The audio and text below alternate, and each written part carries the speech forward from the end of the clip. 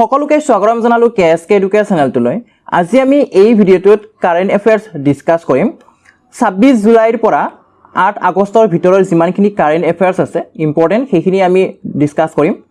আপোনালোকে যদি আমাৰ এই চেনেলটো পোন প্ৰথম বাৰৰ বাবে চাই আছে তেতিয়া হলে সাবস্ক্ৰাইব কৰি ল'ব আৰু অনাগত দিনবোৰত আহিবলগীয়া নতুন ভিডিঅ'ৰ নটিফিকেশন পাবলৈ বেল আইকনটো প্ৰেছ কৰি দিব। আপোনালোকে চাই আছে কেএসকে এডুকেৰ। আমাৰ আজি ভিডিঅ'ৰ প্ৰথম প্ৰশ্নটো হৈছে Who launched the Green Sohra Afforestation campaign in Cherrapunji? Cherrapunjit সেউজ চহৰা বনানীকৰণ অভিযান কোনে আৰম্ভ কৰিলে? Cherrapunjit আমি সকলোৱে জানো আমাৰ ভাৰতৰ ভিতৰত আটাইতকৈ বেছি বৰষুণ হয়। সেই বৰষুণৰ পৰিমাণটো কমি যোৱাৰ কাৰণে এফৰেষ্টেশ্যন বনানীকৰণৰ এটা অভিযান আৰম্ভ কৰিছে। সেই অভিযানটো কোনে মুকলি কৰিছে? ইয়াৰ কাৰেক্ট এনসাৰটো হ'ব অপচন এ অমিত শাহ। 25 জুলাই তাৰিখে 2021 চনৰ 25 জুলাই তাৰিখে মেঘালয় ভিজিটৰ সময়ত ইউনিয়ন মিনিষ্টাৰ অমিত শাহে গ্ৰীণ চহৰা এফৰেষ্টেশ্যন কেম্পেইনটো কি কৰে? মুকলি কৰে। চেৰাপুঞ্জিত এটা চহৰা নামৰ এটা কি আছে অঞ্চল আছে। সেই অঞ্চলটোত এফৰেষ্টেশ্যন বনানীকৰণৰ অভিযান কি কৰিছে? মুকলি কৰিছে। আৰু ইয়াৰে শ্লোগানটো দিছে evergreen north east. Evergreen north east. আৰু এই যে কেম্পেইন হয় এই যে নেকি অভিযান হয় ইয়াক কোনে চলাব কোনে ৰান কৰিব? It will be run by Assam Rifles and Meghalaya. Assam Rifle আৰু মেঘালয়া দুয়োটাই সংযুতীয়াভাৱে কি কৰিব? এই কেম্পেইনটো এই অভিযানটো চলাব। এতিয়া আহিছো পৰৱৰ্তী প্ৰশ্নটোলৈ। Which city has become India's 40th UNESCO world heritage site? ভাৰতৰ কোনখন নগৰ ভাৰতৰ 40তম ইউনেস্কো বিশ্ব ঐতিহ্যস্থল হিচাপে পৰিগণিত হৈছে?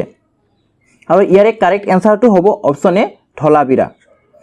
ধলাবিৰা কি কৰা হৈছে? ভাৰতৰ 40তম ইউনেস্কো ৱৰ্ল্ড হেৰিটেজ সাইটৰ যিটো নেকি লিষ্ট আছে সেই লিষ্টত অন্তৰ্ভুক্ত কৰা হৈছে আৰু এইটো 40তম হয় 40 নম্বৰ হয়।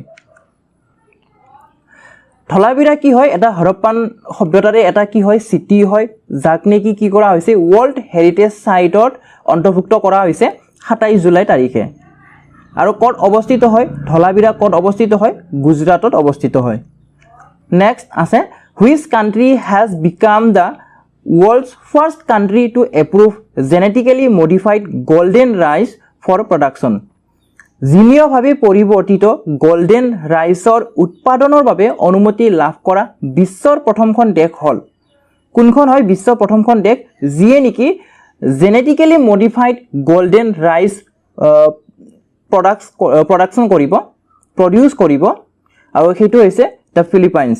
অপশ্যন চি টো কাৰেক্ট হ'ব দ্য ফিলিপাইনছ।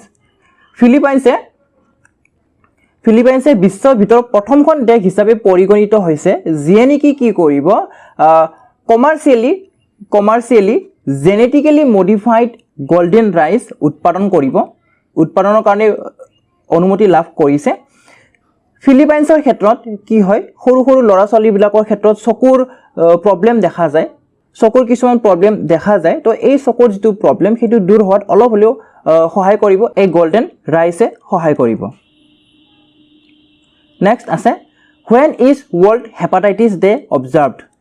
বিশ্ব হেপাটাইটিছ দিৱস কেতিয়া পালন কৰা হয়? কেতিয়া পালন কৰা হয়? অপশ্যন চি টো কাৰেক্ট হ'ব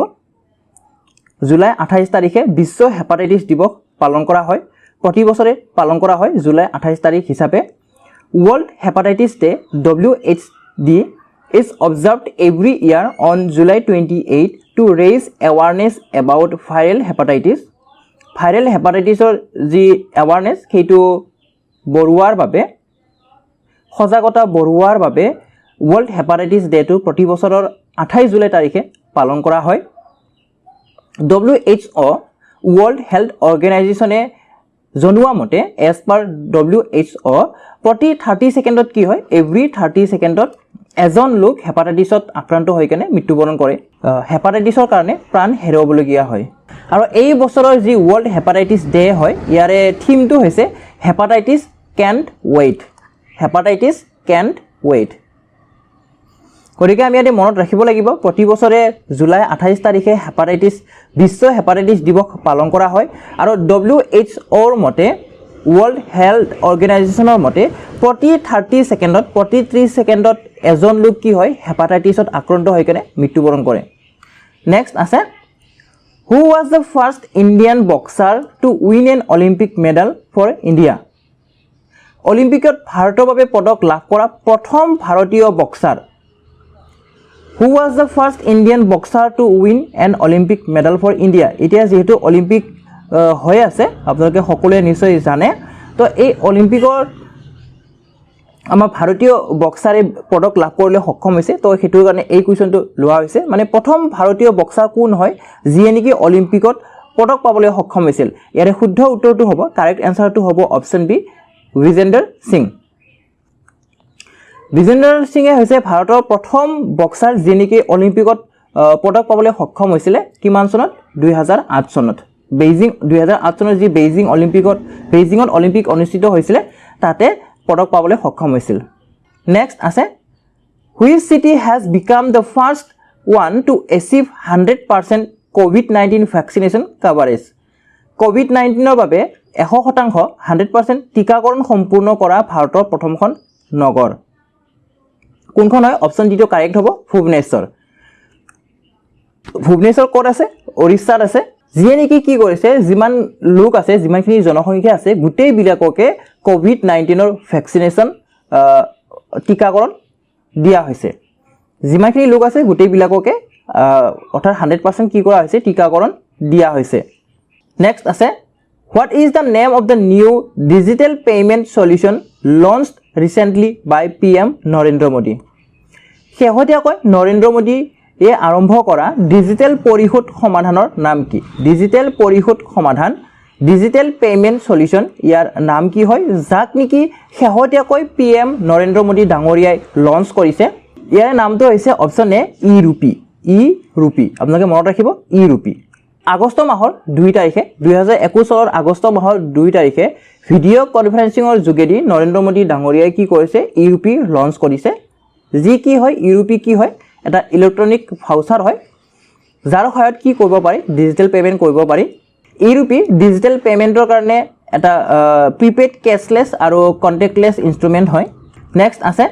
Center has decided to establish how many Hello India centers across the country? দেশত কিমানখন Hello India কেন্দ্ৰ স্থাপনৰ বাবে কেন্দ্ৰ চৰকাৰে ঘোষণা কৰিলে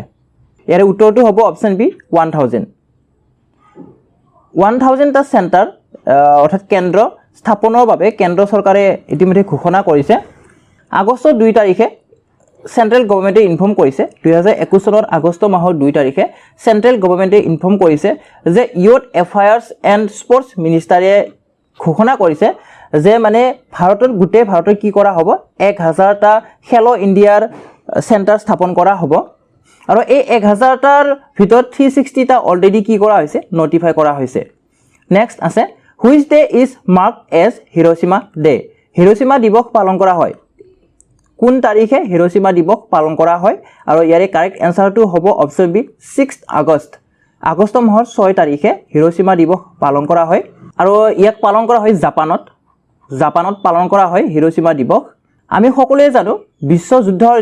দ্বিতীয় বিশ্বযুদ্ধৰ সময়ত আমেৰিকাই কি কৰিছিল জাপানৰ হিৰোশ্বিমা আৰু নাগাসাকিত এটমিক বম দিছিলে আৰু এই এটমিক বমৰ যি পাৱাৰ সেই পাৱাৰৰ সজাগতা বৃদ্ধিৰ কাৰণে এৱাৰনেছৰ কাৰণে কি কৰা হয় প্ৰতি বছৰে 6 আগষ্ট তাৰিখে হিৰোশ্বিমা দিৱসটো পালন কৰা হয় ক'ত পালন কৰা হয় জাপানত পালন কৰা হয় নেক্সট আছে which state government plans to bring a policy for the protection of forest অৰণ্য সুৰক্ষাৰ বাবে কোনখন ৰাজ্যিক চৰকাৰে পলিচি অনাৰ কথা পৰিকল্পনা কৰিছে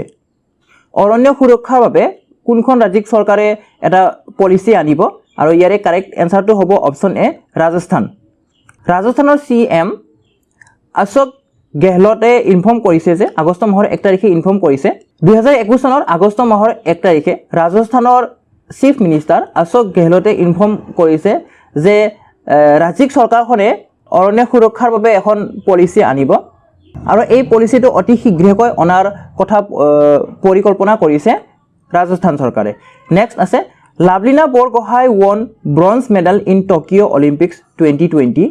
she is related to which one of the following games Lovlina Borgohain অসমৰ কাৰণে লাভলিনা বৰগোহাঁই আমাৰ অসমৰ কাৰণে অতি গৌৰৱৰ হয় গৌৰৱৰ কথা হয় অকল অসম বুলি নহয় গোটেই ভাৰতৰ বাবে এটা গৌৰৱৰ কথা হয় Lovlina Borgohain Tokyo' Olympic 2020 bronze পদক জিকিবলৈ সক্ষম হৈছে তেওঁ কোনটো খেলৰ লগত জড়িত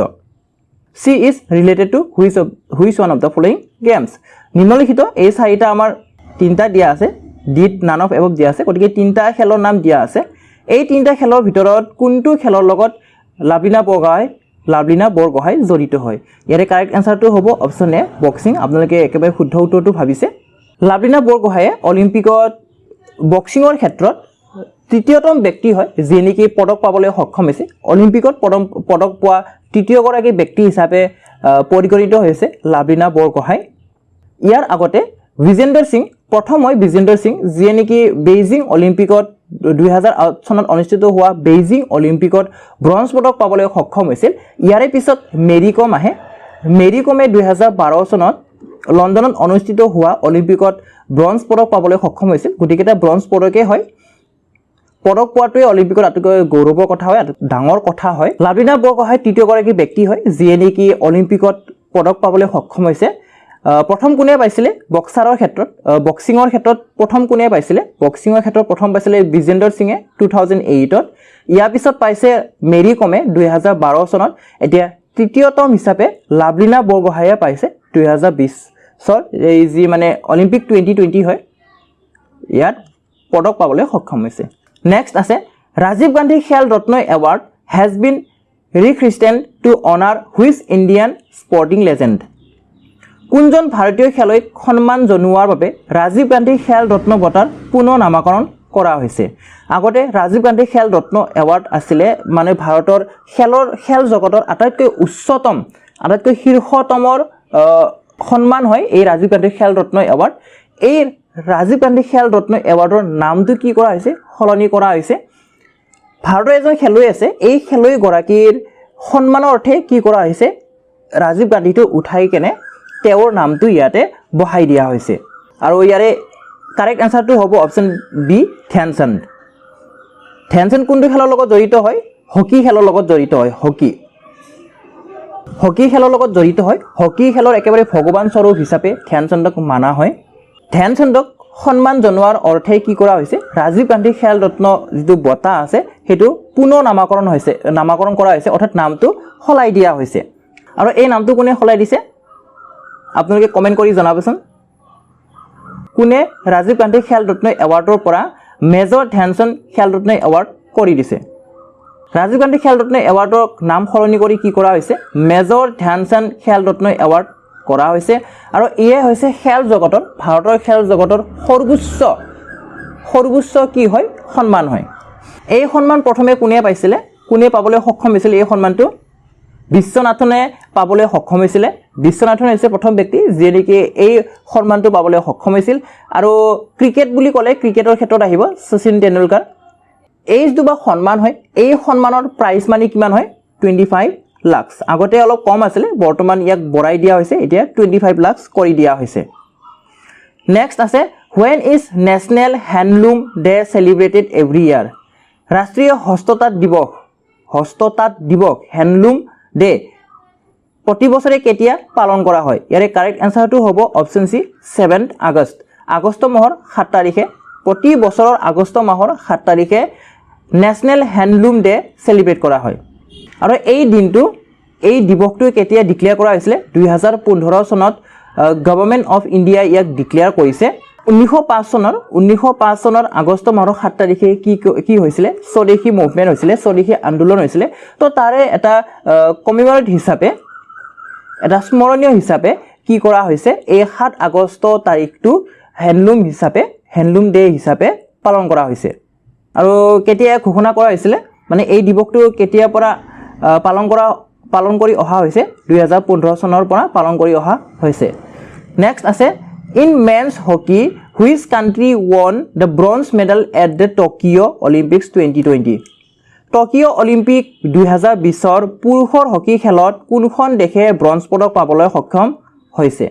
in men's hockey which country won the bronze medal at the Tokyo Olympics 2020 কোনখন দেশে ব্ৰঞ্জ পদক পাবলৈ সক্ষম হৈছে আপোনালোকে একেবাৰে শুদ্ধ উত্তৰটো ভাবিছে অপচন এ ইণ্ডিয়া ভাৰতে টকিঅ' অলিম্পিক 2020ত পুৰুষৰ হকী খেলত কি পাইছে ব্ৰঞ্জ পদক পাবলৈ সক্ষম হৈছে আৰু 1980 চনৰ পিছত এয়াই হৈছে ভাৰতৰ হকী দলটোৱে পোৱা প্ৰথম পদক